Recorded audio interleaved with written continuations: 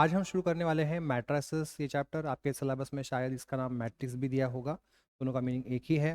तो आज के इस लेक्चर में हम सीखेंगे सबसे पहले मैट्रिसेस होता क्या है, उसके बाद उसके टाइप्स देखेंगे, उसके बाद हम यहाँ पर समझेंगे there are multiplication of matrices होता क्या है और इक्वलिटी ऑफ मैट्रिसेस होता क्या है। तो चलिए सबसे पहले जान लेते हैं यहाँ पर मैट्रिसेस या मैट्रिक्स होता क्या है। देखिए, नंबर का सेट अगर हम कुछ स्पेसिफिक टेबुलर फॉर्म में लिखें तो उसे हम कहते हैं मैट्रिक्स या मैट्रिसेस। ठीक है, वही आपको यहाँ पर उसकी डेफिनेशन बताई है। Matrix is a simply A set of numbers arrange in rectangular table. Rectangular table के फॉर्मेट में अगर हम कुछ नंबर्स लिखते हैं उसी को हम क्या कहते हैं, मैट्रिक्स कहते हैं। और इसे डिनोट करने के लिए हम कैपिटल लेटर्स का यूज़ करते हैं, जैसे कि capital letter A, capital letter B, capital letter C, D, E, F, G. ठीक है, सिर्फ कैपिटल लेटर्स का यहाँ पर हम यूज़ करते हैं। यहाँ पर जो ये नंबर्स होते हैं वो रियल नंबर हो सकते हैं, इमेजनरी नंबर हो सकते हैं, कॉम्प्लेक्स नंबर हो सकते हैं। अब इमेजनरी नंबर, रियल नंबर वो हम कॉम्प्लेक्स नंबर चैप्टर में आगे देखेंगे, अभी हमें उसकी ज़रूरत नहीं है, पर यहाँ पर वो नंबर्स हो सकते हैं, ऐसा उनका कहने का मतलब है। तो यहाँ पर ये जो नंबर दिखाई देते हैं इसको हम कहते हैं एलिमेंट्स ऑफ मैट्रिक्स या एलिमेंट्स ऑफ मैट्रिसेस या कंपोनेंट ऑफ मैट्रिक्स या कंपोनेंट ऑफ मैट्रिसेस या एंट्रीज ऑफ मैट्रिक्स या एंट्रीज ऑफ मैट्रिसेस। तो अब देखिए, यहाँ पर ये ब्रैकेट लगाया गया है, वो ब्रैकेट इस तरीके का है या इस तरीके इस तरीके का भी हो सकता है। अलग अलग बुक्स में अलग अलग ब्रैकेट्स यूज़ किए जाते हैं। इसे हम पैरेंथेसिस कहते हैं, ये तो सिर्फ ब्रैकेट या स्क्वायर ब्रैकेट भी बहुत सारे लोग कहते हैं। ठीक है, चलिए आगे बढ़ते हैं। तो यहाँ पर देखिए, नंबर की एक हॉरिजेंटल लाइन बनी है, तो इस लाइन को हम कहते हैं रो, जिसे हम आर से डिनोट करते हैं। तो ये पहली रो बन गई, इसलिए हम इसे कहेंगे R1। उसके बाद नंबर की यहाँ पर दूसरी लाइन बन रही है, उसे हम कहेंगे R2। यानी यहाँ पर दो रोज बन गई। रोज कितनी बन गई? दो रोज बन गई है। तो रो डिनोट करने के लिए हम स्मॉल लेटर m का यूज़ करते हैं। उसके बाद इस मैट्रिक्स में यहाँ पर नंबर की वर्टिकल एक लाइन बन रही है जिसे हम कहते हैं कॉलम। ये पहली लाइन बन गई है, इसलिए हम इसे C1 से डिनोट करेंगे, यानी कॉलम फर्स्ट। उसके बाद यहाँ पर नंबर की सेकेंड लाइन बनी है वर्टिकल, उसे हम कहेंगे कॉलम 2, यानी C2 से डिनोट करेंगे। उसके बाद यहाँ पर थर्ड लाइन बनी है नंबर की वर्टिकल लाइन, इसे हम डिनोट करेंगे C3 से, यानी कॉलम थर्ड। यानी यहाँ पर कॉलम्स कितने बन गए हैं? टोटल 3 कॉलम्स बन गए हैं। तो कॉलम को दर्शाने के लिए, डिनोट करने के लिए हम स्मॉल लेटर n का यूज़ करते हैं। ठीक है, अब बात आती है यहाँ पर ये 2 into 3 जो लिखा है वो क्या है। ठीक है, तो ये 2 into 3 जो लिखा है उसे हम कहते हैं ऑर्डर। तो इसमें जो पहला नंबर होता है यहाँ पर, जो यहाँ पर है 2, वो दर्शाता है, डिनोट करता है इस मैट्रिसेस में कितने रोज है। तो आप देख सकते हैं यहाँ पर टोटल 2 रोज है। ठीक है, तो इसीलिए यहाँ पर 2 लिखा गया है। इंटू 3, अब ये जो सेकंड नंबर है 3, वो क्या डिनोट करता है? तो इस कॉलम में टोटल कॉलम्स कितने हैं, इस मैट्रिक्स में टोटल कॉलम कितने हैं वो दर्शाने के लिए या डिनोट करने के लिए यहाँ पर ये सेकंड नंबर लिखा जाता है। यहाँ पर टोटल 3 कॉलम्स थे, तो यहाँ पर 3 उसके लिए लिखा है। तो ये 2 into 3 जो लिखा है वो इस मैट्रिक्स की क्या है? ऑर्डर है, जो बताती है कितने रोज है, कितने कॉलम है। पहला नंबर हमेशा क्या डिनोट करेगा? कितने रोज है। दूसरा नंबर क्या डिनोट करेगा? कितने कॉलम है। ठीक है, तो ये जो यहाँ पर लिखा हुआ है वो लिखने की ज़रूरत नहीं होती है। कुछ बुक्स में लिखा हुआ रहता है, कुछ बुक्स में नहीं लिखा हुआ रहता है। ठीक है, तो आपको ये लिखने की वैसे ज़रूरत नहीं है। ठीक है, यहाँ पर लिखा है m into n, यानी इस मैट्रिसेस की ये क्या हो गई? ऑर्डर। यानी ऑर्डर जो है इस फॉर्मेट में भी लिखी जाती है, m into n। m यानी नंबर ऑफ रोज और n यानी नंबर ऑफ कॉलम। उसके बाद यहाँ पर लिखा है aij। अब इसका मतलब क्या है, या यहाँ पर ये जो लिखा हुआ है उसका मतलब क्या है वो समझते हैं। ठीक है, तो देखिए, यहाँ पर जो भी नंबर्स हैं उसको हम क्या कहते हैं? कंपोनेंट या एलिमेंट्स। यानी क्या हो गया? उस मैट्रिक्स का वो एक छोटा सा पार्ट है। तो इसको हमने क्या किस अल्फ़ाबेट से डिनोट किया है? यहाँ पर कैपिटल लेटर ए से। इसका एक छोटा पार्ट है, इसे डिनोट करने के लिए फिर हम स्मॉल ए का यूज़ करेंगे। यहाँ पर अगर कैपिटल बी होता तो उसे डिनोट करने के लिए हम यहाँ पर स्मॉल बी का यूज़ करते। अगर यहाँ पर कैपिटल सी होता तो इसमें क्या कोई भी नंबर को डिनोट करने के लिए हम स्मॉल सी का यूज़ करते हैं। ठीक है, तो अब देखिए यहाँ पर सपोज हमें इस नंबर की पोजीशन हमें बतानी है या इस नंबर की हमें पोजीशन बतानी है, एग्जैक्टली वो है कहाँ पर नंबर। ठीक है, उसके लिए हम इस फॉर्मेट का यूज़ करते हैं AIJ। ठीक है, तो इसमें जो I है वो है नंबर ऑफ रो, यानी जो भी नंबर है उसकी रो कितने नंबर की है वो यहाँ पर, ये यहाँ पर जो भी नंबर आएगा वो बताएगा। उसके बाद है J। J का मतलब क्या होगा? जो भी नंबर हमने लिया है उसका कॉलम नंबर क्या है। ठीक है, यहाँ पर भी M और N का मतलब वही है, और यहाँ पर m का मतलब क्या है, टोटल मैट्रिसेस में कितनी रोज है, और n का मतलब क्या है, टोटल नंबर ऑफ कॉलम्स कितने हैं। पर यहाँ पर क्या है, देखिए आई एन ए, जो भी इसमें का कोई भी आप नंबर चूज करते हैं उसकी रो क्या है और उसी नंबर का कॉलम नंबर क्या है वो बताता है। ठीक है, ये दोनों में डिफरेंस है आई जे और एम एन के बीच। ठीक है, तो फॉर एग्जाम्पल यहाँ पर मैंने ये नंबर ले लिया 3, इसका हमें पोजीशन बताना है, यानी वो नंबर जो है ये 3 कहाँ पर है एग्जैक्टली हमें बताना है। तो कैसे बताएंगे, देखिए ये किसमें कितनी रो में है, ये फर्स्ट रो में आ रहा है 3 जो है, और इसका कॉलम बन रहा है थर्ड नंबर का, यानी फर्स्ट नंबर की रो में आ रहा है। तो ए लिखेंगे और रो के लिए 1 लिखेंगे, और कॉलम था थर्ड यानी 1 3, तो वही यहाँ पर लिखा हुआ है। ठीक है, सपोज मुझे ये नंबर बताना है, तो ये एग्जैक्टली कौन से पोजीशन पर है, कौन सी जगह पर है, वो बताने के लिए हम क्या करेंगे, फिर ए लिखेंगे। अब इसकी रो कितनी है, ये कितने नंबर की है, सेकंड नंबर की रो है, और ये कॉलम कितने नंबर का है, फर्स्ट नंबर का है। तो यहाँ पर लिखेंगे A21, यानी आई की कीमत बनेगी 2 और जे की कीमत बनेगी 1, वही यहाँ पर लिखा हुआ है। इसमें कोई भी नंबर आपको ऐसे उसकी पोजीशन बतानी है, जगह बतानी है, तो उसके लिए हम AIG फॉर्मेट का यूज़ करते हैं या उसे इस तरीके से लिखते हैं। ठीक है, अब ये सीखना क्यों है, तो जो भी हमने साइमल्टेनियस इक्वेशन सीखे हुए हैं, जैसे कि x plus Y equal to 4 है, 4x minus 3y equal to 8 है। ठीक है, इन ये दोनों क्या है, साइमल्टेनियस इक्वेशन है, इनको हमें सॉल्व कर हम क्या करते हैं, x और y की कीमत निकालते हैं। साइमल्टेनियसली सॉल्व कर भी निकाल सकते हैं, क्रैमर्स रूल से भी निकाल सकते हैं, कैलसी पर भी निकाल सकते हैं, परावर्ती योजित के मेथड से भी निकाल सकते हैं, आगे जाकर आप गॉस एलिमिनेशन मेथड सीखेंगे उससे भी निकाल सकते हैं, अलग अलग मेथड से। उसी तरीके से आप मैट्रिसेस का यूज़ कर कर भी इन दोनों को वैल्यू को आप कैलकुलेट कर सकते हैं। यहाँ पर एक्स और वाई जो है वो क्या है, वेरिएबल्स है। ठीक है, क्या इस तरीके का इक्वेशन है, X plus Y plus 3z equal to 5 minus 3x plus 4y plus 7z equal to 8, 0x plus 5y minus z equal to 9। अब इस इक्वेशन, इन तीनों इक्वेशन में x y z ये क्या होंगे, वेरिएबल्स होंगे। यानी जब भी हमें साइमल्टेनियस इक्वेशन सॉल्व करना है उसमें एक तो 2 वेरिएबल्स होंगे या 3 वेरिएबल्स होंगे, उनकी कीमत निकालने के लिए हम मैट्रिसेस का यूज़ कर सकते हैं, उसका यूज़ कर कर हम इनकी वैल्यू जो है वो निकाल सकते हैं। तो जो कंप्यूटर की प्रोग्रामिंग होती है उसमें एक आरए पॉइंट है, उसमें इसकी ज़रूरत होती है, इसी के लिए आपको ये चैप्टर दिया गया है। ठीक है, चैप्टर बहुत ही आसान है, कुछ भी मुश्किल नहीं है, इसमें सिर्फ प्रैक्टिस की ज़रूरत है। आप अच्छे से प्रैक्टिस करेंगे तो चैप्टर बहुत ही ईजी है, पूरे मार्क्स आपके इसके ऊपर के आ जाएंगे। अब इसके बाद हम देखेंगे टाइप्स ऑफ मैट्रिसेस। यहाँ तक किसी को कुछ दिक्कत हो, डाउट हो तो पूछ सकते हो। तो सबसे पहला टाइप है रेक्टेंगुलर मैट्रिक्स। इसमें 2 सब टाइप है, पहला है रो मैट्रिक्स जिसे हम कहते हैं रो वेक्टर, और दूसरा टाइप है कॉलम मैट्रिक्स और कॉलम वेक्टर। ठीक है, नेक्स्ट टाइप है स्क्वायर मैट्रिक्स। स्क्वायर मैट्रिक्स में पहला टाइप आता है सब टाइप डायगोनल मैट्रिक्स, उसके बाद स्केलर मैट्रिक्स, उसके बाद यूनिट और आइडेंटिटी मैट्रिक्स, उसके बाद ट्रायंगुलर मैट्रिक्स। उसमें फिर से 2 सब टाइप है उसके, अपर ट्रायंगुलर मैट्रिक्स और लोअर ट्रायंगुलर मैट्रिक्स। उसके बाद है सिमेट्रिक मैट्रिक्स, उसके बाद स्क्यू सिमेट्रिक मैट्रिक्स, और इसका मेन सब सॉरी मेन थर्ड टाइप है अभी जीरो और नल मैट्रिक्स। ठीक है, अभी इसमें के हर एक टाइप को हम अभी अच्छे से समझेंगे यहाँ पर। तो चलिए आगे बढ़ते हैं। अब हमें देखना है यहाँ पर रेक्टेंगुलर मैट्रिसेस। अब रेक्टेंगुलर मैट्रिसेस किसे कहेंगे, तो देखिए हमें एक सपोज मैट्रिसेस दिया गया है, उस मैट्रिसेस में रोज और कॉलम की जो संख्या है वो इक्वल नहीं है, तो उस केस में उस मैट्रिसेस को हम कहेंगे रेक्टेंगुलर मैट्रिसेस। जैसे कि यहाँ पर उन्होंने बताया है matrices with unequal rows and columns, यानी जिस मैट्रिसेस में रोज और कॉलम्स कैसे हैं, अनइक्वल है, उस मैट्रिसेस को हम क्या कहेंगे, रेक्टेंगुलर मैट्रिसेस कहेंगे।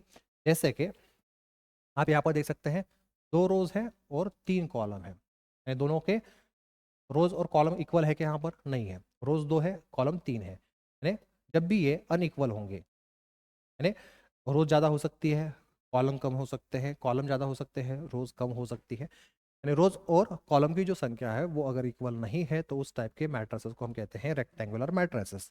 इसमें का फर्स्ट सब टाइप है रो मैट्रिक्स और रो वेक्टर या रो मैट्रिसेस। आप देख सकते हैं यहाँ पर 2 मैट्रिसेस दिए गए हैं, क्या दिख रहा है, सिर्फ रो दिख रही है। ठीक है, इसी वजह से इसे कहा जाता है रो मैट्रिक्स या रो वेक्टर या रो मैट्रिसेस। अभी आपके मन में सवाल आया होगा, फिर आपने तो अभी बताया जितने रोज है उतने कॉलम नहीं होने चाहिए, यहाँ पर तो कॉलम दिख ही नहीं रहे। ठीक है, तो फिर ये रो मैट्रिक्स या रो वेक्टर बना कैसे, ये भी देख लेते हैं। यहाँ पर एक ये होगा फर्स्ट कॉलम, ये होगा सेकंड कॉलम, ये होगा थर्ड कॉलम, और रो कितनी है 1, यानी वन रो है और थर्ड कॉलम है, 1 into 3 ऑर्डर बन गई। इस तरीके से यहाँ पर टोटल कितने कॉलम है, 4 कॉलम है, और रो कितनी है, एक कॉलम, एक रो है, तो यहाँ पर ऑर्डर बनेगी 1 into 4, यानी यहाँ पर भी और यहाँ पर भी दोनों जगह पर रोज और कॉलम की जो संख्या है वो कैसी है, अलग अलग है, नंबर जो है वो अलग अलग है।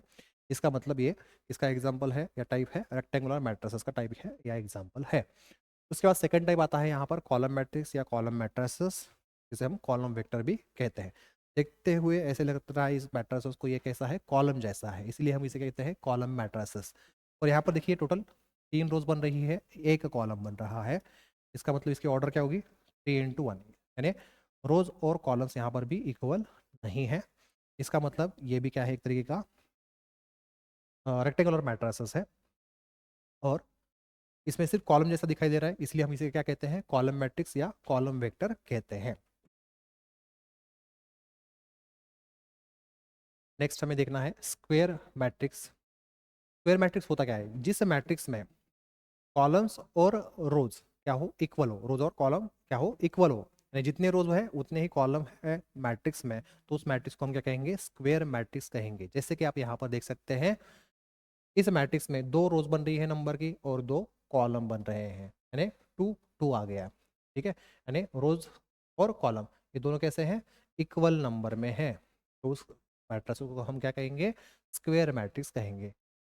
इस एग्जांपल में भी देखिए यहाँ पर टोटल 3 रोज बन रही है और 3 कॉलम बन रहे हैं, यानी 3 रोज 3 कॉलम, दोनों की वैल्यू क्या है, इक्वल है, इसलिए हम इसे कहेंगे स्क्वायर मैट्रिक्स। यहाँ पर लिखा है m=n, m यानी है नंबर ऑफ रोज, n यानी है नंबर ऑफ कॉलम, यानी number of rows equal to number of column. और पिछले केस में क्या लिखा था, m is not equal to n, इसका मतलब क्या है, number of rows is not equal to number of column है, ठीक है, ये सभी को समझ में आ गया।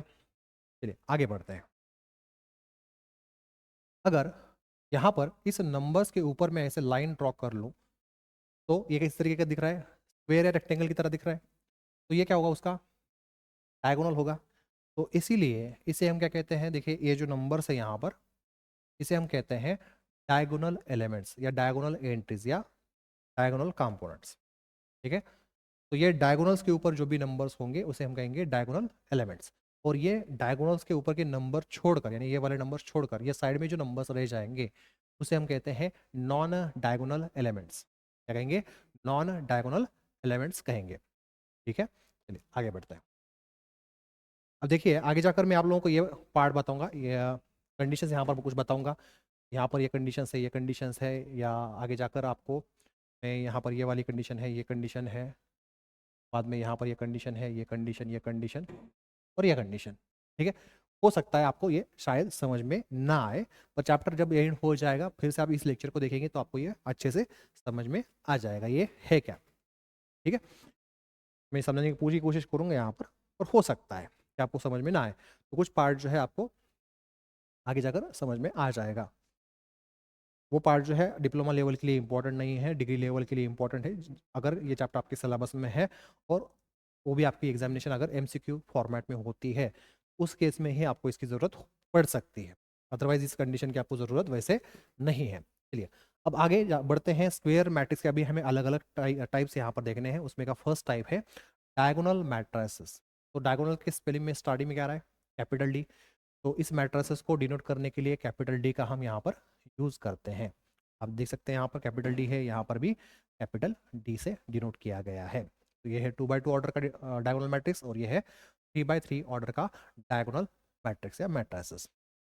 तो इस मैट्रिक्स में होता क्या है, देखिए ये है 2x2, यानी 2 रोज है 2 कॉलम है, यहाँ पर 3x3 ऑर्डर का डायगोनल मैट्रिक्स है, यानी इसमें 3 रोज है 3 कॉलम है, ठीक है। तो इस टाइप के मैट्रिसेस में सिर्फ डायगोनल के ऊपर नंबर रहेंगे, नॉन डायगोनल एलिमेंट्स जो है वो क्या होंगे, जीरो होंगे, नहीं डायगोनल के ऊपर जो है कुछ ना कुछ नंबर्स होंगे, बाकी के नंबर्स यहाँ पर क्या होंगे, जीरो होंगे, इनका कहने का मतलब ये है, ठीक है। तो इस डायगोनल के ऊपर कुछ भी नंबर आ सकते हैं, जैसे कि 1 2 3 4 5 6 7, कुछ भी नंबर यहाँ पर आ सकते हैं, ठीक है। वो नंबर्स अलग अलग होंगे, सेम नहीं होंगे। उसके बाद -1 -2 -3 माइनस में भी नंबर आ सकते हैं, और अब यहाँ पर जो कंडीशन दी है उसका मीनिंग समझ लेते हैं। यहाँ पर क्या लिखा है, D I J equal to zero, यानी इस डिटर्मिनेंट में या डायगोनल मैट्रिसेस में जहाँ पर जीरो लिखा है, ये जीरो कब आएगा, जब आई की वैल्यू और जे की वैल्यू सेम नहीं है तभी जीरो आएगा। ठीक है, इसका मतलब ये है इस कंडीशन का, I is not equal to जे है, यानी आई और जे का जो नंबर है वो सेम नहीं होना चाहिए। जैसे कि सपोज ये कंडीशन है हमारे पास, आई की वैल्यू ले ली मैंने 1 और जे की वैल्यू ले ली 2। आई यानी क्या होगा, 1 है, यानी रो नंबर कितनी होगी, फर्स्ट, रो नंबर फर्स्ट ये आ गई, और कॉलम नंबर क्या है 2, ये आ गया कॉलम नंबर 2। यहाँ पर नंबर क्या है, 0 है। जब भी यहाँ पर वैल्यू क्या है, ये दोनों सेम नहीं है तो वहाँ पर क्या होगा, 0 होगा। जैसे अभी इसका केस ले लेते हैं, इसकी वैल्यू में जो है अभी कर देता हूँ 2, इसकी कर देता हूँ 1। अब ये भी इक्वल नहीं है, ये आ रहा है ये सेकेंड रो, ये आ रहा है फर्स्ट कॉलम, फर्स्ट कॉलम, यहाँ पर क्या है, 0 है। ठीक है, इस केस में भी देख लीजिए, यहाँ पर भी देख लेते हैं, 2 इज नॉट इक्वल टू 1, यानी आई कितने नंबर की है, 2, यानी सेकंड नंबर की रो, सेकंड नंबर की रो ये रहेगी, और 1 जे की कीमत है 1, 1 यानी फर्स्ट कॉलम, यहाँ पर वैल्यू है 0।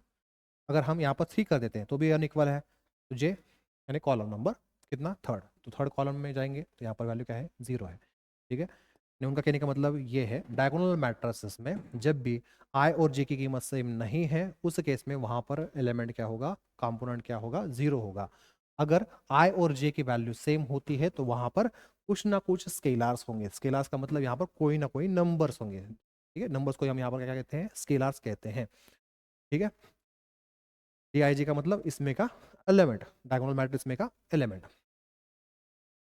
अब नेक्स्ट टाइप है स्केलर मैट्रिसेस। तो स्केलर का मतलब मैंने अभी कहा था थोड़ी देर पहले आप लोगों को, कुछ ना कुछ नंबर होगा, तो उसे डिनोट करने के लिए हम क्या करते हैं, कैपिटल लेटर के का यूज करते हैं। तो स्केलर मैट्रिसेस को भी डिनोट करने के लिए यहाँ पर हम कैपिटल लेटर के का यूज करेंगे। ठीक है, तो देखिए पिछले वाले टाइप में और इस टाइप में थोड़ा सा ही डिफरेंस है, यहाँ पर भी सिर्फ डायगोनल के ऊपर ही नंबर्स होंगे। ठीक है, यानी डायगोनल एलिमेंट क्या होंगे, कुछ ना कुछ वहां पर नंबर्स होंगे, और बाकी के नॉन डायगोनल एलिमेंट्स क्या होंगे, 0 होंगे। पिछले वाले केस में भी यहाँ पर 0 0 था, यहाँ पर भी 0 0 था, यहाँ पर और यहाँ पर 0 0 था डायगोनल मैट्रिसेस में, यहाँ पर भी वहाँ पर 0 0 ही है।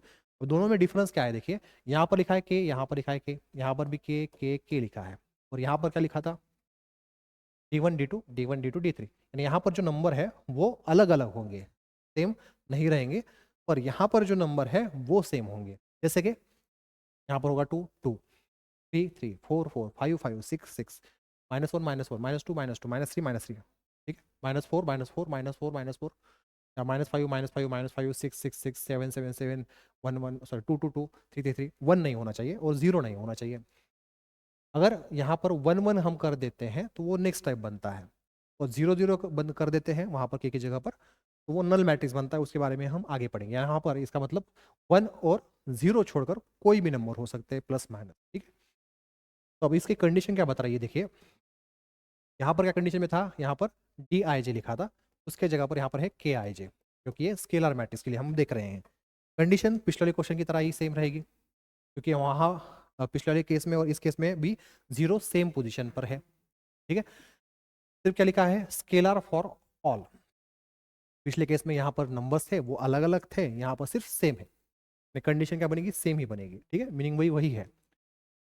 यहाँ पर भी आप आई और जे की वैल्यू अगर अलग अलग लेते हैं तो वहाँ पर हमेशा क्या होगा, 0 होगा, और सेम लेते हैं तो वहाँ पर कुछ ना कुछ नंबर्स होंगे जो यहाँ पर सेम आने वाले हैं नंबर्स। अब नेक्स्ट टाइप है इसमें यूनिट मैट्रिसेस और आइडेंटिटी मैट्रिसेस या आइडेंटिटी मैट्रिक्स। यूनिट का मतलब क्या होता है, 1। ठीक है, ये याद रखिएगा। तो इसे डिनोट करने के लिए हम कैपिटल लेटर आई का यूज़ करते हैं। तो ये है 2x2 ऑर्डर का आइडेंटिटी मैट्रिक्स, ये है 3x3 ऑर्डर का आइडेंटिटी मैट्रिक्स। मैंने अभी कहा आप लोगों को यूनिट का मतलब होता है 1। तो यहाँ पर देखिए डायगोनल पर वैल्यू क्या है, 1 1, यहाँ पर भी वैल्यू क्या है, 1 1, पिछले केस की तरह ही है। पर यहाँ पर आपको नंबर बताया है यहाँ पर कौन सा आने वाला है, यहाँ पर हमेशा क्या होगा, 1 1 होगा, बाकी के नॉन डायगोनल एलिमेंट्स जो है वो 0 0 होंगे। ठीक है, तो आगे जाकर हम जब प्रॉब्लम सॉल्व करेंगे एडिशन सब्सट्रैक्शन के, तो उस केस में अगर प्रॉब्लम सॉल्व करते समय, एडिशन सब्सट्रैक्शन की प्रॉब्लम सॉल्व करते समय आपको क्वेश्चन में 2x2 ऑर्डर के मैट्रिसेस दिए जाते हैं और आई की वैल्यू कंसीडर करने के लिए कहा जाता है, तो उस केस में आप ये 2x2 ऑर्डर का जो आइडेंटिटी मैट्रिक्स है वो यूज़ करेंगे। अगर क्वेश्चन में आपको 3x3 ऑर्डर के डिटरमिनेंट्स दिए, सॉरी डिटरमिनेंट कर रहा हूँ मैं, मैट्रिसेस दिए जाते हैं, तो उस केस में आपको आइडेंटिटी मैट्रिक्स कंसिडर करने के लिए कहा जाता है, तो आप फिर 3x3 ऑर्डर का ये जो आइडेंटिटी मैट्रिक्स है वो यूज़ करेंगे। यानी ये दो वैल्यूज आपको अच्छे से याद होनी चाहिए, मुश्किल तो वैसे है नहीं इसमें। और यहाँ पर भी ऊपर की तरह ही सेम कंडीशन है, सिर्फ आई लगाया है, यहाँ पर वो चेंज किया है, क्योंकि यहाँ पर जैसे जीरो है वो है वहीं जगह, उसी जगह पर यहाँ पर भी जीरो है, पिछले केस में भी उसी जगह पर जीरो है। ठीक है, वही कंडीशन यहाँ पर भी आएगी, सिर्फ उसका नोटेशन जो है वो यहाँ पर थोड़ा चेंज कर दिया है उन्होंने, मीनिंग वही है। चलिए अब हम देख लेते हैं नेक्स्ट टाइप स्क्वायर मैट्रिसेस का, जो है ट्रायंगुलर मैट्रिसेस। और इसमें फिर से इसके दो सब टाइप है, एक है अपर ट्रायंगुलर मैट्रिसेस, दूसरा है लोअर ट्रायंगुलर मैट्रिसेस। तो उसमें का फर्स्ट टाइप देख लेते हैं, जो है अपर ट्रायंगुलर मैट्रिसेस। तो अपर के स्पेलिंग में स्टार्ट में आ रहा है यू, तो इसे डिनोट करने के लिए कैपिटल यू का हम यहाँ पर यूज करेंगे, ये बात हुई पहली। दूसरी बात यहाँ पर है अपर, अपर का मतलब होता है ऊपर, ऊपर की तरफ। ट्रायंगुलर का मतलब ट्रायंगल, मैट्रिक्स या मैट्रिसेस, यानी जिस मैट्रिसेस में या जिस मैट्रिक्स में ऊपर की तरफ, कहाँ से, डायगोनल से ऊपर की तरफ ट्रायंगल बन रहा हो, उस मैट्रिसेस को हम क्या कहेंगे, अपर ट्रायंगुलर मैट्रिक्स कहेंगे। यहाँ पर देख रहे हैं आप, डायगोनल से ऊपर की तरफ क्या बन रहा है, ट्रायंगल। ठीक है, तो इसे कहेंगे हम अपर ट्रायंगुलर मैट्रिक्स। और बाकी के जो नंबर्स हैं यहाँ पर हमेशा क्या होंगे, जीरो होंगे। ठीक है, अब यहाँ पर उन्होंने एक कंडीशन बताई है इसके लिए, वो कंडीशन क्या है देख लिए, u i J equal to zero. U i j यानी इस अपर ट्रायंगुलर मैट्रिक्स में ये तीन जगह पर वैल्यू क्या है, जीरो है। तो उसके लिए ये कंडीशन है, i must be greater than j, यानी जहां पर आई की कीमत क्या है, ज़्यादा है इससे, जे से, यानी रो की जो नंबर ऑफ रो है वो क्या है, बड़ी है नंबर ऑफ कॉलम से, उस केस में वहां पर वैल्यू क्या आएगी, जीरो आएगी। जैसे कि आई की वैल्यू समझा, सपोज हमने ले ली टू, और जे की वैल्यू ले ली यहाँ पर वन, यानी सेकंड क्या है, आई की वैल्यू है, यानी आई की वैल्यू यानी रो की वैल्यू है, और जे यानी कॉलम, कॉलम की वैल्यू क्या है, वन। यानी सेकंड रो में नंबर जो है, देखिए आई की कीमत है टू, तो ये बन गई सेकंड रो, और जे की कीमत है वन, यहाँ पर आ गया वन, यहाँ पर नंबर क्या है, जीरो। ठीक है, नेक्स्ट कंडीशन ले लेते हैं, फॉर एग्जांपल यहाँ पर हम यहाँ पर कर लेते हैं अभी थ्री, यहाँ पर कर लेते हैं टू, आई की वैल्यू है टू, सॉरी थ्री, यानी थर्ड रो, ये बन गई थर्ड रो, और कॉलम कौन सा है, सेकंड, ये बन गया सेकंड कॉलम। यहाँ पर वैल्यू क्या है, क्या, यहाँ पर ले लेते हैं अभी वन, थ्री से वन वैसे भी कम ही है, ये बन गई थर्ड रो, और ये बन गया फर्स्ट कॉलम, क्या है वैल्यू, जीरो। यानी यहाँ पर जो, यहाँ पर जीरो लिखा है उसके लिए कंडीशन है, कहाँ पर जीरो लिखना है, तो जहाँ पर आई की वैल्यू जैसे क्या है, बड़ी है, तो वहाँ पर हमें जीरो लिखना है अपर ट्रायंगुलर मैट्रिसेस में। अब इसमें का सब टाइप सेकंड देख लेते हैं, जो है lower triangular matrices. Lower triangular की, लोअर की जो स्पेलिंग है वो कैपिटल एल से स्टार्ट हो रही है, इसे डिनोट करने के लिए हम कैपिटल लेटर एल का यूज़ करेंगे। ठीक है, तो नाम क्या है, लोअर, लोअर का मतलब नीचे, ट्रायंगुलर का मतलब ट्रायंगल, मैट्रिक्स यानी जिस मैट्रिक्स में डायगोनल से नीचे की तरफ नंबर्स का क्या बन रहा है, एक तरीके से ट्रायंगल बन रहा है, उस मैट्रिक्स को हम क्या कहेंगे, लोअर ट्रायंगुलर मैट्रिक्स कहेंगे। और यहाँ पर बाकी के नंबर्स क्या होंगे, जीरो होंगे। ठीक है, कहाँ पर जीरो है, उसके लिए कंडीशन ये दी है, आई इज लेस दैन जे, इस बार जे की कीमत बड़ी होगी। ठीक है, चलिए देख लेते हैं, एक एग्जांपल बता देता हूँ। आई इज लेस देन जे बताया, तो जे की सपोज कीमत ले ली टू, इसकी ले ली वन, आई की, तो आई की वैल्यू है वन, यानी रो कितनी नंबर की, वन नंबर की, ये बन गई वन नंबर की रो, और जे कितना है, टू नंबर का, ये बन गया टू नंबर का, सॉरी ये नहीं, ये वाला टू नंबर का कॉलम। यहाँ पर वैल्यू क्या है, जीरो है, या यहाँ पर कर देते हैं three, column number three, row number first, ये बन गई row number first, column number three, ये यहाँ पर क्या है, जीरो है। ठीक है, या यहाँ पर कर देते हैं टू, रो सेकेंड, तो यह गई row second, column number three, यहाँ पर वैल्यू है जीरो। ठीक, चलिए, तो यहाँ तक किसी कुछ दिक्कत हो, डाउट हो तो पूछ लो। तो नेक्स्ट टाइप स्क्वायर मैट्रिक्स का है सिमेट्रिक मैट्रिक्स और स्क्यू सिमेट्रिक मैट्रिक्स। तो सबसे पहले यहाँ पर हम समझेंगे सिमेट्रिक मैट्रिक्स। तो जिस मैट्रिक्स में डायगोनल के दोनों तरफ क्या है, नंबर सेम है, तो ये है डायगोनल, इसके दोनों तरफ, यहाँ पर थ्री है, यहाँ पर थ्री है, नंबर क्या है, सेम, डायगोनल के दोनों तरफ, यहाँ पर फाइव है, यहाँ पर फाइव है, यहाँ पर 0 है, यहाँ पर 0 है। डायगोनल के दोनों तरफ अपोजिट साइड में क्या है, नंबर्स अगर सेम है तो इस टाइप के मैट्रिसेस को हम कहते हैं सिमेट्रिक मैट्रिसेस। ठीक है, तो यहाँ पर लिखा है a raise to t equal to a. अब इसका मतलब क्या है वो भी समझ लेते हैं। यहाँ पर ए रेस टू टी उसको हम कहते हैं transpose of matrix A, T for transpose, transpose of matrix A. अब ये ट्रांसपोज होता क्या है वो भी बता देता हूँ, देखिए ये आगे जाकर पॉइंट है एक्चुअली ट्रांसपोज का, हम आगे जाकर देखेंगे वैसे। तो ए रेस टू टी यानी ए मैट्रिक्स का ट्रांसपोज करना है। ट्रांसपोज का मतलब क्या है, उसमें जो फर्स्ट रो है उसे यहाँ पर हमें फर्स्ट कॉलम कर कर लिखना है, सेकंड रो को सेकंड कॉलम कर कर लिखना है, थर्ड रो को थर्ड कॉलम कर कर लिखना है। ठीक है, या आप यहाँ पर फर्स्ट कॉलम जो है वहाँ पर फर्स्ट रो कर कर लिख सकते हैं, यहाँ पर जो सेकंड रो है उसे सेकंड कॉलम कर लिख सकते हैं, थर्ड रो को थर्ड कॉलम कर कर भी लिख सकते हैं, मीनिंग वही रहेगा, मीनिंग में चेंज नहीं आएगा। देखिए अभी 2 3 5 ये फर्स्ट रो थी उसे मैंने लिख लिया 2 3 5 कॉलम कर कर। सेकंड रो है 3 7 0 उसे सेकंड कॉलम कर कर लिख लेता हूँ 3 7 0। उसके बाद थर्ड रो है 5 0 1 उसको मैं यहाँ पर थर्ड कॉलम कर कर लिखता हूँ।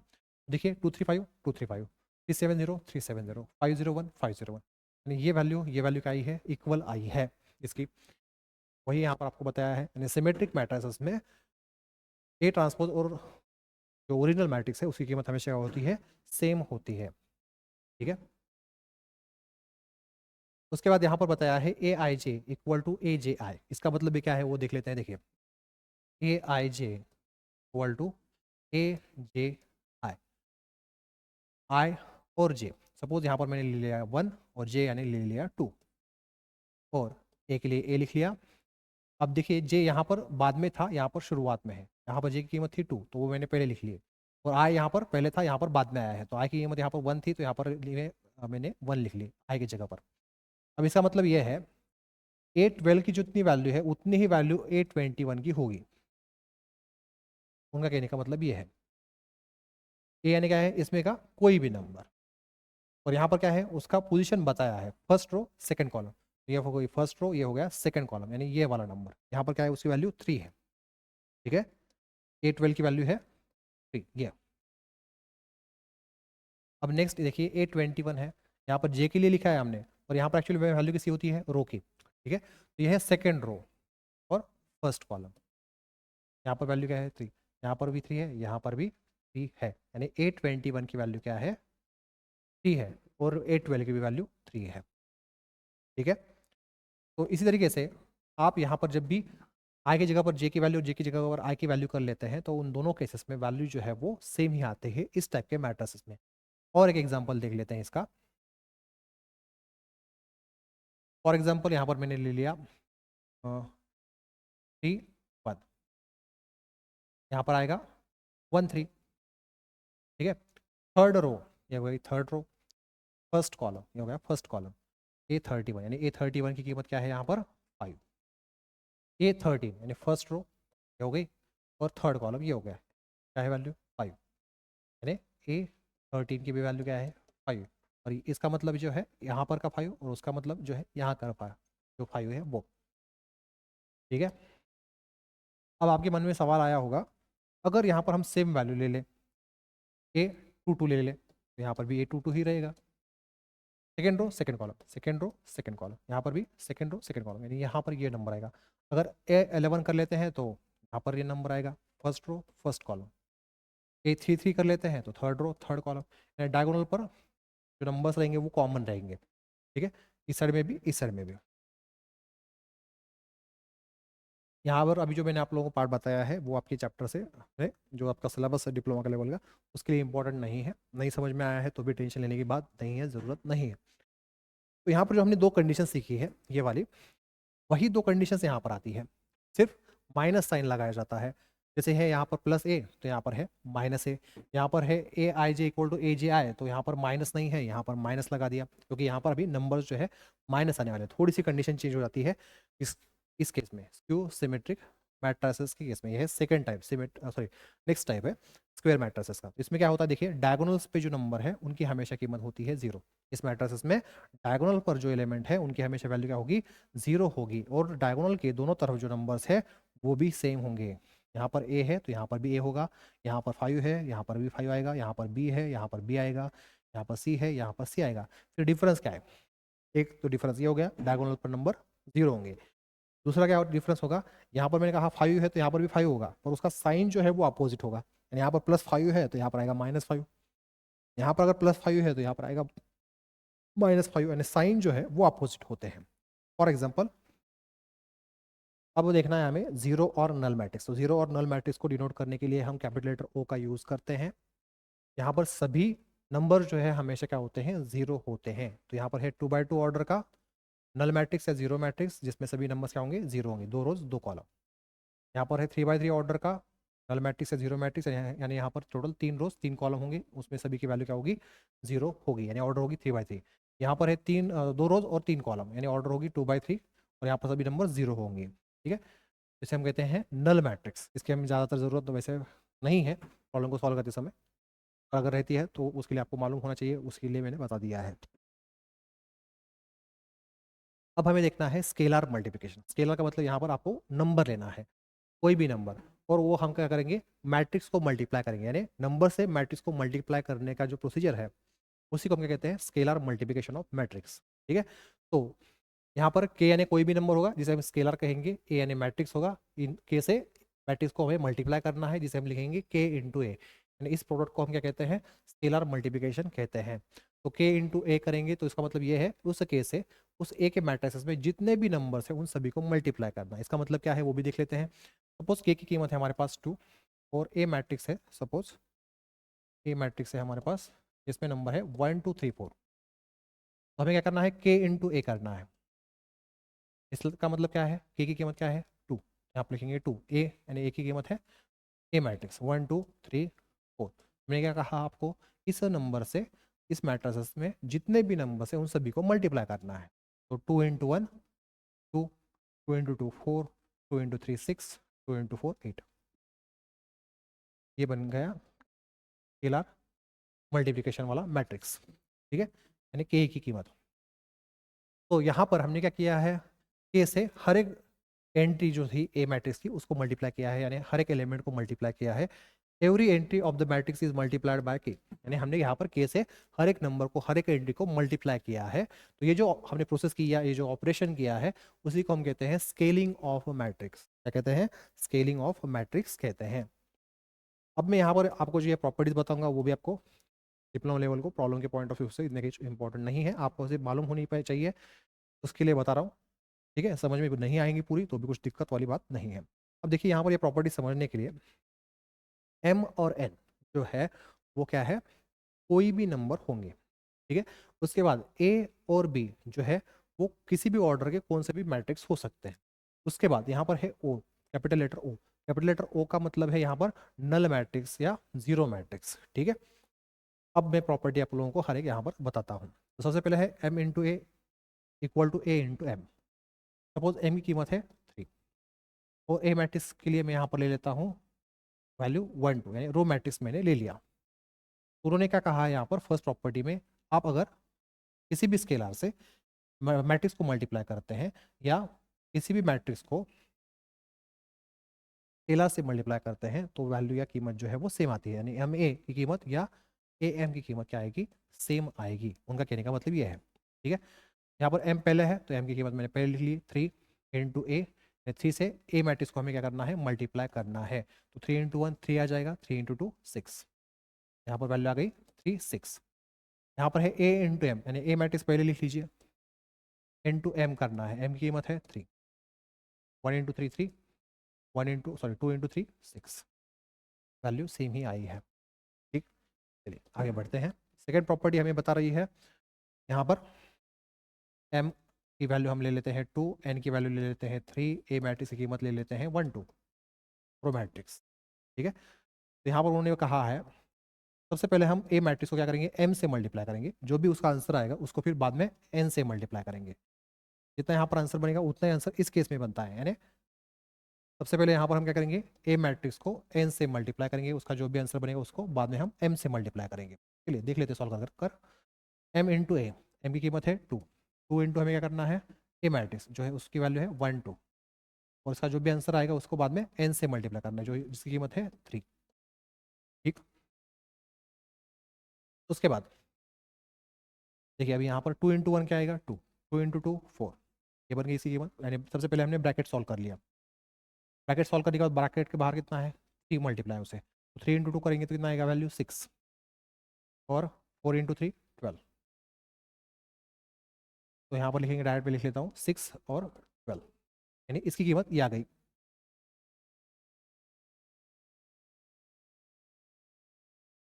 अब इस केस में देख लेते हैं। सबसे पहले m की कीमत है 2, in bracket a into N, A matrix की कीमत है 1 2, इंटू एन, एन की कीमत है 3। तो यहाँ पर आएगा 2। सबसे पहले ब्रैकेट में जो टर्म है हमारे पास वो सॉल्व कर लेनी है। 3 इंटू 1 आएगा 3, 2 इंटू 3 6। अब हम इस 2 से इसे यहाँ पर मल्टीप्लाई करेंगे, 2 इंटू 3 6, 2 इंटू 6 12। ठीक है, वही आंसर आया है। यानी उनका कहने का मतलब ये है, आप यहाँ पर m से पहले मल्टीप्लाई कर ले मैट्रिक्स ए को, या n से मल्टीप्लाई कर ले मैट्रिक्स ए को, और उसके बाद सेकंड नंबर से मल्टीप्लाई कर ले, तो भी आंसर उतना ही आता है। या अगर हम ऐसे कर ले 2 इंटू 3 कितना हो जाएगा 6, 6 से ही इस मैट्रिक्स को मल्टीप्लाई कर दे, 6 आएगा, इस दोनों का मल्टीप्लिकेशन 6 इंटू 1 आ जाएगा 6, 6 इंटू 2 12। यानी हम यहाँ पर मल्टीप्लिकेशन जो है नंबर्स का और मैट्रिक्स का कैसे भी कर लेते हैं आगे पीछे, तो भी वैल्यू हमेशा क्या बनेगी, सेम बनेगी। यही उनका कहने का मतलब है, ये याद रखिएगा। ठीक है, अब नेक्स्ट प्रॉपर्टी में उन्होंने क्या कहा है वो भी देख लेते हैं। यहाँ पर है m in bracket a plus B. Suppose m की कीमत है 2 और a की कीमत है हमारे पास 1 2 और b की कीमत है 3 4। ठीक, तो यहाँ पर उन्होंने प्रॉपर्टी में क्या कहा है, देखिए m in bracket a plus B, यानी हमें एक नंबर से दो मैट्रिक्स के एडिशन को क्या करना है, मल्टीप्लाई करना है। उनका कहने का मतलब ये है, उसका जो भी आंसर आएगा उतना ही सेम आंसर अगर आप ऐसे कर लेते हैं, उसी नंबर से दोनों मैट्रिक्स को अलग अलग मल्टीप्लाई कर कर ऐड कर देते हैं, तो भी आपको आंसर उतना ही मिलता है। चलिए दोनों केस देख लेते हैं हमें आंसर कितना फिर मिलता है, M A plus M B. जैसे उन्होंने किया है m यानी जो भी वहाँ नंबर है उससे इन दोनों मैट्रिक्स को पहले मल्टीप्लाई कर लिया यहाँ पर, उसके बाद उसकी एडिशन कर ली है। ठीक, चलिए यहाँ पर m की कीमत हमने ले ली है 2, a प्लस बी हमें ब्रैकेट में लेना है। a की कीमत है हमारे पास 1 2 प्लस बी मैट्रिक्स की कीमत है 3 4। उसके बाद 2 के लिए मैंने 2 लिख लिया। अब एडिशन कैसे करनी है वो भी समझ लीजिए। जो सेम पोजीशन पर जो नंबर है दोनों मैट्रिक्स में, जो सेम जगह पर जो नंबर्स है उनकी क्या होती है, हमेशा एडिशन होती है, या उन्हीं नंबर्स की सब्सट्रैक्शन होता है। यहाँ पर प्लस साइन है यानी एडिशन होगी। तो यहाँ पर 1 है, उसी तरीके से इसी पोजीशन पर इस मैट्रिक्स में है 3। जैसे यहाँ पर 2 है इस मैट्रिक्स में इस जगह पर, उसी तरीके से इस मैट्रिक्स में उस जगह पर क्या है 4। ठीक है, तो सेम पोजीशन पर या सेम जगह पर जो नंबर्स है दोनों मैट्रिक्स में, उन्हीं नंबर्स की क्या होगी, एडिशन सब्सट्रैक्शन होगा। तो यहाँ पर देखिए फिर 1 प्लस 3 करेंगे तो क्या आएगी वैल्यू 4, 2 प्लस 4 करेंगे तो वैल्यू आएगी 6। ब्रैकेट को सॉल्व कर लिया। अब इस 2 से इस मैट्रिक्स को हम मल्टीप्लाई कर देंगे, 2 इंटू 4 आ जाएगा 8, 2 इंटू 6 12 आ जाएगा। इसी तरीके से अभी इसे भी सॉल्व कर लेते हैं। m यानी 2, a यानी a मैट्रिक्स जो है 1 2 प्लस एम बी, m की वैल्यू है 2 और b की वैल्यू है 3 4। तो यहाँ पर आएगा 2 into 1 2, 2 into 2 4 plus 2 into 3 6, 2 into 4 8। Same position के पे जो नंबर है उनकी एडिशन होगी, 2 प्लस 6 आएगा 8, 4 प्लस 8 आएगा 12, 8 और 12 वही यहाँ पर वैल्यू आई है। यानी दोनों मैट्रिक्स का एडिशन कर कर उसको आप बाद में नंबर से मल्टीप्लाई कर देते हैं, या दोनों मैट्रिक्स को आप पहले नंबर से मल्टीप्लाई कर देते हैं और उसके बाद उसकी एडिशन कर लेते हैं। दोनों केस में आंसर आपको क्या मिलेगा, सेम मिलेगा। ठीक है, यही आपको ये प्रॉपर्टी बताती है।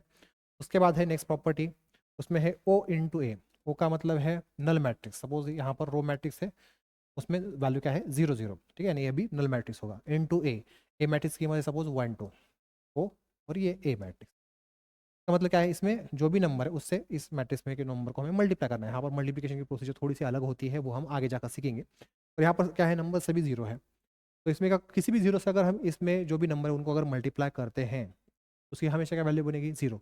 यानी किसी भी नल मैट्रिक्स से हम किसी भी मैट्रिक्स को मल्टीप्लाई कर देते हैं तो उसकी हमेशा वैल्यू क्या बनेगी, 0 बनेगी। वही आपको यहाँ पर कहा गया है। उसके बाद है m इंटू ओ। एम यानी कोई भी नंबर, तो m की वैल्यू है सपोज हमारे पास 2, इनटू ओ कहा है, ओ यानी नल मैट्रिक्स, तो नल मैट्रिक्स है हमारे पास सपोज 2x2 ऑर्डर का। इसका मतलब क्या है, इस 2 से यहाँ पर जो भी नंबर्स है इस मैट्रिक्स के अंदर उन सभी नंबर्स को मल्टीप्लाई करना है। तो 2 इंटू 0 0, 2 इंटू 0 0, 2 इंटू 0 0, 2 इंटू 0 0, यानी वैल्यू क्या है इसकी फाइनल 0। उसके बाद है यहाँ पर इस प्रॉपर्टी में क्या कहा है देखिए, m प्लस एन, एम की सपोज कीमत है 2, एन की कीमत है 3, एन टू ए की कीमत है सपोज 1 2, तो 2 + 3 हो जाएगा 5, 5 × 1 5 आ जाएगा, 5 × 2 10 आ जाएगा। ठीक है, इसकी साइड की ये कीमत बनी। इज इक्वल टू उन्होंने क्या कहा है, M A plus N A, तो m की कीमत कितनी थी 2, तो यहाँ पर लिख लिया 2, ए की कीमत 1 2 प्लस एन की कीमत है 3 3, और ए की कीमत है हमारे पास 1 2। इसे सॉल्व करने के बाद यही आंसर हमें मिलना चाहिए। तो 2 × 1 2, 2 × 2 4, प्लस 3 × 1 3, 3 × 2 6, 2 + 3 करेंगे 5 वैल्यू आ जाएगी, 4 + 6 करेंगे 10 वैल्यू आ जाएगी, 5 10 5 10। इसका मतलब, उनका कहने का मतलब ये है, अगर आप दो नंबर्स की एडिशन कर कर अगर मैट्रिक्स को मल्टीप्लाई करते हैं, या मैट्रिक्स को आप क्या करते हैं यहाँ पर दोनों नंबर्स को अलग अलग मल्टीप्लाई कर कर उसकी अगर बाद में एडिशन करते हैं, तो दोनों केस में आपको आंसर क्या मिलेगा, सेम मिलेगा।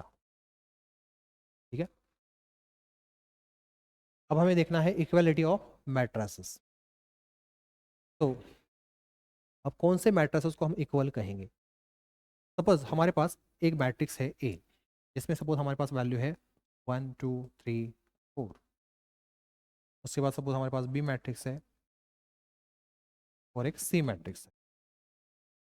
ठीक है, जिसमें हमारे पास वैल्यू है 1 2 3 4, यानी तीनों मैट्रिक्स में हमने जो वैल्यू लिखी है वो सेम है। इसमें कितने दो रोज है, 2 रोज है 2 कॉलम है, यानी इसकी ऑर्डर बनेगी 2 × 2। इसमें भी 2 रोज 2 कॉलम है, यानी यहाँ पर भी ऑर्डर बनेगी 2 × 2। यहाँ पर भी 2 रोज है 2 कॉलम है, यानी उसकी भी ऑर्डर क्या बनेगी 2 × 2 बनेगी, यानी तीनों मैट्रिसेस की ऑर्डर क्या है, सेम है।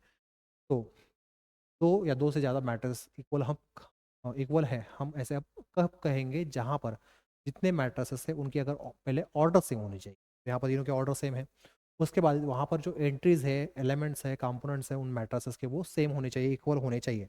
जैसे यहाँ पर है 1 2 3 4, यहाँ पर भी 1 2 3 4, वहाँ पर भी 1 2 3 4 है, तभी हम कहेंगे वो मैट्रिसेस क्या है, इक्वल। यानी इस केस में अभी तीनों मैट्रिसेस कैसे हैं, एक दूसरे को इक्वल है। अगर यहाँ पर मैं माइनस कर देता हूँ, यहाँ पर माइनस कर देता हूँ, अब देखिए ये दोनों मैट्रिक्स एक दूसरे को क्या है, इक्वल है। और सी मैट्रिक्स इक्वल है क्या, नहीं, क्योंकि वहाँ पर जो है एक एंट्री मैच नहीं हो रही है। ठीक है, यानी हर एक एंट्री मैच होनी चाहिए, हर एक नंबर मैच होना चाहिए, और ऑर्डर भी मैच होनी चाहिए, तभी हम कहेंगे दिए हुए मैट्रिसेस क्या है, इक्वल है। अब देखिए ये दोनों मैट्रिक्स क्या है, एक दूसरे को इक्वल है, यानी ए इक्वल टू बी लिख सकते हैं, बी इक्वल टू ए लिख सकते हैं हम। वही आपको इस फर्स्ट प्रॉपर्टी में कहा गया है, जिसे हम कहते हैं सिमेट्री। उसके बाद इसमें आप कोई भी मैट्रिसेस ले लेते हैं, सपोज मैट्रिसेस ए, तो ये मैट्रिसेस जो है खुद को ही क्या है, इक्वल है, यानी ए इक्वल टू ए आप लिख सकते हैं, इसी को हम कहते हैं रिफ्लेक्टिविटी। उसके बाद है ए इक्वल टू बी, यानी पहला मैट्रिसेस दूसरे मैट्रिसेस क्या है, अगर इक्वल है, दूसरा मैट्रिसेस तीसरे मैट्रिसेस को इक्वल है, उस केस में हम कह सकते हैं पहला वाला मैट्रिक्स जो है वो तीसरे मैट्रिक्स को क्या है, इक्वल है। यानी ए इक्वल टू बी है, बी इक्वल टू सी है, तो हम कह सकते हैं ए इक्वल टू सी। यही आपको ये यहाँ पर जो थर्ड प्रॉपर्टी है वो बताती है, जिसे हम कहते हैं ट्रांजिस्टिविटी। ठीक है, अब इसका यूज़ क्या है वो भी देख लेते हैं, इसलिए ये सीखना है, ये भी देखना पड़ेगा ना। तो सपोज हमारे पास एक मैट्रिसेस है, जिसमें हमारे पास वैल्यू है एक्स वाई जेड।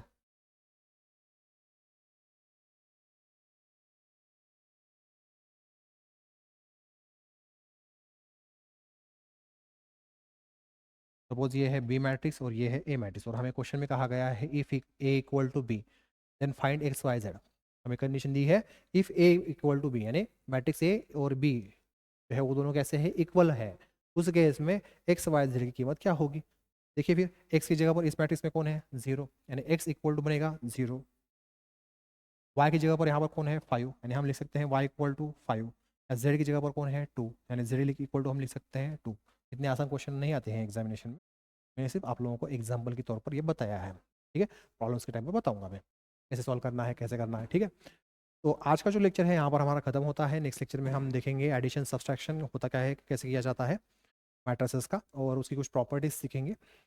और उसके बाद जो लेक्चर होगा हमारा उसमें फिर हम प्रॉब्लम स्टार्ट करेंगे। वहाँ पर हम scalar multiplication, quality of matrices और एडिशन सब्सट्रैक्शन के ऊपर के प्रॉब्लम स्टार्ट करेंगे, 4 पॉइंट्स के ऊपर के। ठीक है, तो यहाँ तक किसी कुछ दिक्कत हो, डाउट हो तो पूछ लो।